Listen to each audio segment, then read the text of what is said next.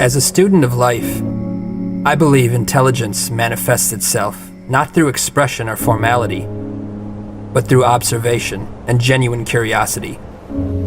Observing nature is always an awe-inspiring spiritual experience for me. I could sit and watch waves crash for hours. The ocean in particular reminds me how incredibly fascinating our planet is and how little we know, despite what we think we know. There's nothing more humbling than being face to face with something so much bigger than yourself. But I often wonder why nature inspires us, why we're in awe of certain scenery, and why we find these landscapes, oceans, and stars so breathtaking. We haven't done anything to earn this awe, so why do we feel it? It is this very question that leads me to believe our most inspired state, then, is not one of accomplishment, but of humility.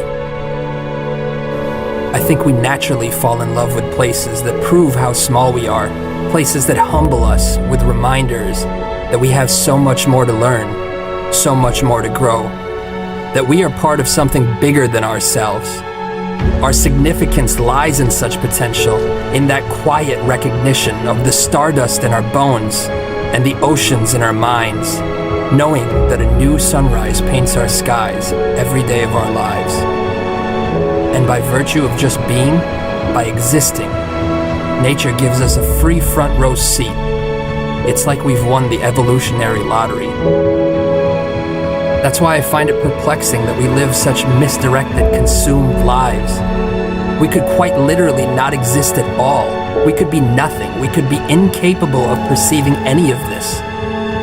All of us are always just one unexpected phone call, one diagnosis, one broken heart, one newfound love, and one moment away from being completely different people with completely different priorities.